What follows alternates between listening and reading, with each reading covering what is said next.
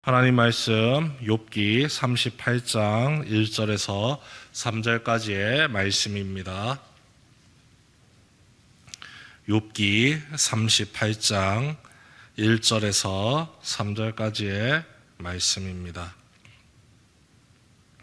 우리 한 목소리로 1절부터 3절 우리 함께 읽도록 하겠습니다.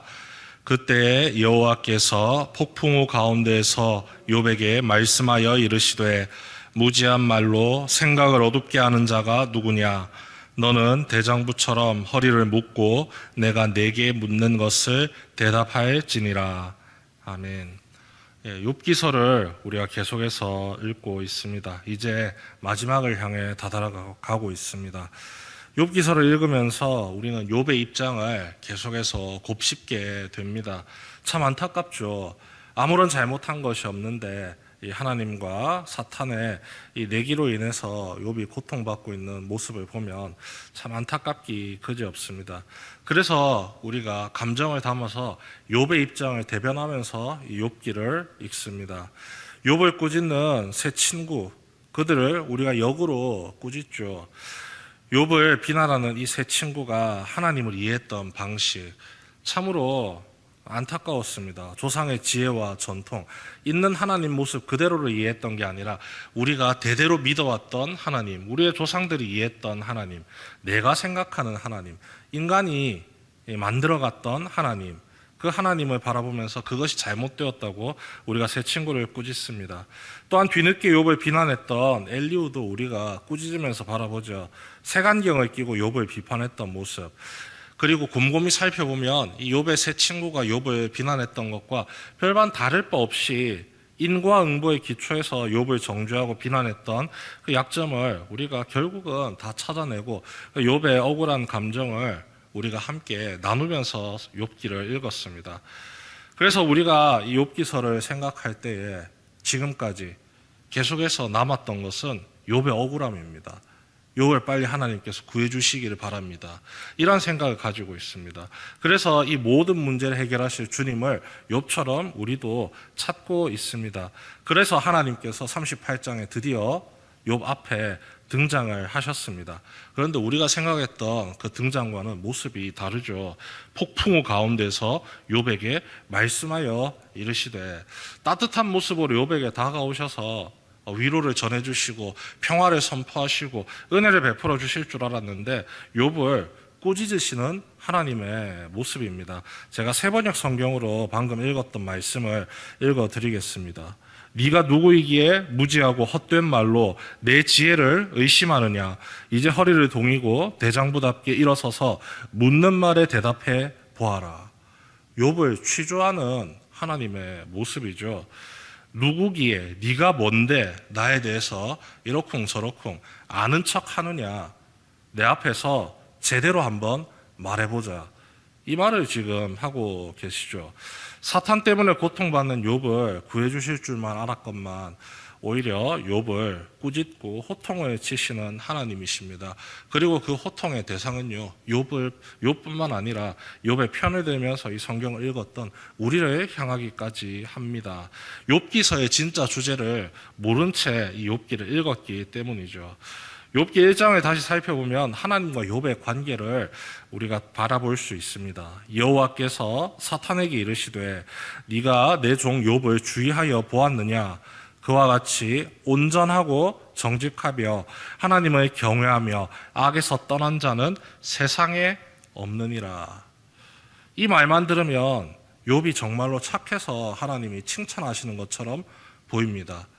하지만 이 말을 곰곰이 곱씹어 보면요, 욥이 착하게 하나님을 경외하고 악에서 떠난 채 살 수 있었던 그 모든 은혜가 하나님의 선포로부터 시작되었다는 사실을 우리가 깨달을 수가 있죠. 하나님이 이 말씀을 하지 않으셨으면 욥은 정직할 수가 없습니다. 하나님을 경외할 수도 없습니다.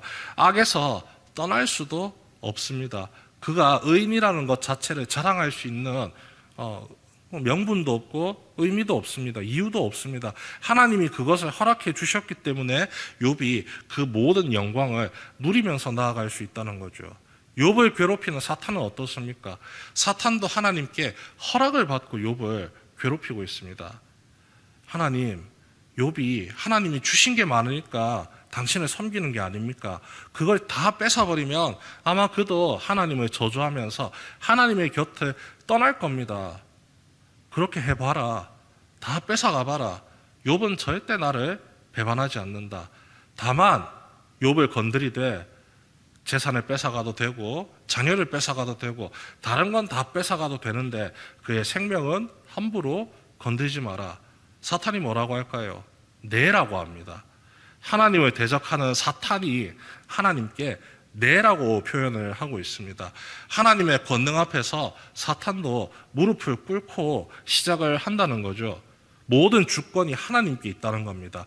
하나님의 절대 주권, 하나님의 절대 주권 앞에서 우리가 어떻게 살아가야 되는지를 밝히 보여주는 것이 욥기서의 본래 주제 말씀이었던 겁니다. 하나님의 섭리 가운데서 우리 모든 삶이 이끌림을 받고 있고 욥을 그 대표 주자로서 내세워서 하나님의 절대 주권을 우리에게 선포하고 계십니다. 하나님께서 욥을 꾸짖으시는 이유는요, 욥이 세 친구를 향해서 그리고 엘리후를 향해서 이렇게 말했던 그 내용과 똑같습니다. 네가 그렇게 하나님을 잘 안다고? 내가 너보다 더 잘할걸? 이제 하나님이 욥에게 똑같이 이야기하시는 겁니다. 네가 나에 대해서 잘 안다고? 아닐걸? 내가 너보다 나를 더 잘 알걸? 넌 아직도 제대로 나에 대해서 모르고 있을걸? 그래서 하나님께서 38장, 39장, 40장 계속해서 자신에 대해서 설명을 하시는데 욥이 한마디도 대답을 못합니다. 3절 말씀에 이렇게 나오죠. 너는 대장부처럼 허리를 묶고 내가 너에게 묻는 것을 대답할지니라. 계속해서 이야기를 하십니다. 천지 창조에 대해서 38장에 나옵니다. 네가 거기에 대해서 하나라도 알고 깨닫고 답할 수 있는 게 있느냐. 아무런 대답을 욥이 하지를 못합니다. 그래서 하나님이 수위를 조금 낮춥니다. 창조된 피조물 중에서 짐승들, 인간보다 하찮게 여겨지는 그 동물의 삶의 모습을 통해서 네가 그 동물이 어떻게 세상을 살아가는지에 대해서 네가 하나라도 제대로 알고 있는 것이 있느냐. 욥이 한마디도 못합니다. 굳이 말을 표현하자면 이렇게 표현했겠죠. 아니요, 모르겠습니다, 하나님. 그런 동물들에 대해서도 내가 만든 세상에 대해서도 네가 한마디 입술을 떼지도 못하면서 어떻게 나에 대해서 잘 안다고 네가 함부로 말할 수가 있느냐. 네가 어떻게 나에 대해서 하나님은 이래야 된다라고 평가를 할 수 있느냐 이야기를 하시는 거죠. 욥의 세 친구가 욥에게 똑같이 이런 식으로 공격을 받았습니다. 네가 아는 하나님보다 내가 훨씬 더 많이 알고 있다. 하나님이 선하신 거 나도 잘 알고 있다. 그러면서 하나님의 입장을 대변하려고 했는데 도리어 하나님께서 진실하게 네가 나를 아는 것이 있느냐 이야기하니 입을 뻥끗하지 못하고 가만히 담을 수 있을 수밖에 없었던 것이죠. 그런 욥이 하나님 앞에 어떠한 태도를 보여야 했느냐. 내가 너무 억울합니다. 지금 내가 당하고 있는 이 고통이 너무 힘듭니다. 내가 하나님 잘 섬기고 하나님 바라고 하나님 의지하고 살았는데 하나님 왜 알 수 없는 이해할 수 없는 고난과 고통을 나에게 주십니까? 묻고 싶습니다, 하나님. 욥이 계속해서 이 질문을 하나님께 던졌습니다. 그래도 다행이었던 것은 하나님에게서 떠나지 않고 자꾸 하나님을 붙잡았다는 것이죠. 그런데 하나님은 그것도 잘못되었다고 이야기를 하십니다. 하나님께 따져야 되는 게 아니라 하나님께 질문을 해야 되는 게 아니라 정말로 하나님 앞에 도움을 구해야 했다는 것이죠. 하나님 살려주세요. 하나님 도와주세요. 하나님 너무 힘들어 죽겠습니다. 다시 살아갈 힘을 허락해 주세요. 이 고난 제발 저의 앞에서 치워주세요. 제가 감당할 수가 없습니다. 하나님 저를 돌봐 주세요. 궁금증의 해결이 아니라 하나님이 베푸시는 구원의 손길을 간절히 바라야 하는 것이 욥의 모습이고 또 하나님을 믿고 의지하는 우리의 삶의 모습이라는 것이죠. 내 궁금증 해결하기 위해서 우리가 하나님 믿는 것 아닌 것 우리 모두가 잘 알고 있습니다. 우리가 날마다 하나님께 기도할 때 이거 왜 이렇게 되는 겁니까? 저거 왜 저렇게 되는 겁니까? 하나님 답 좀 알려주십시오.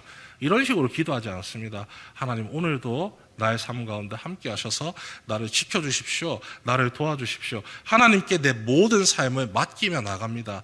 맡긴다는 게 뭡니까? 하나님의 절대 주권을 의지하면서 나간다는 뜻입니다. 하나님께 내 삶을 맡기오니 하나님 나를 지켜주십시오. 그 섭리의 은혜의 손길로 나를 돌보시고 붙들어 주십시오. 이 기도가 옳다는 사실을 하나님께서 욥에게 알려주시고 우리에게 알려주고 계시는 것이죠. 내 궁금증을 앞세우니까 욥도 실수합니다.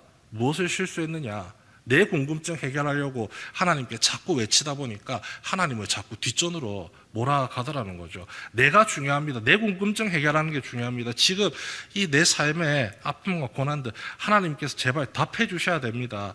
하나님께서 입을 다무실 수도 있다는 사실을 욥이 잊어버렸다는 것이죠. 하나님을 뒷전으로 밀어내버리니 문제만 더욱더 커져갔습니다.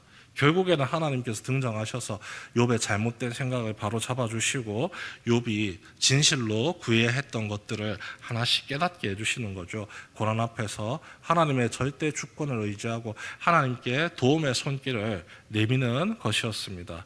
고난 외에도 나의 모든 삶의 영역을 항상 하나님께 맡기며 나아가는 삶의 모습이 우리에게 필요하고 그것을 하나님께서 말씀을 통해서 우리에게 알려주십니다. 주님의 절대 주권 앞에 겸손하게 내 마음을 온전히 내어드리고 내 삶을 하나님께서 돌보시고 지켜주시기를 간구하며 기도하는 이 아침 되시길 주님의 이름으로 축원합니다.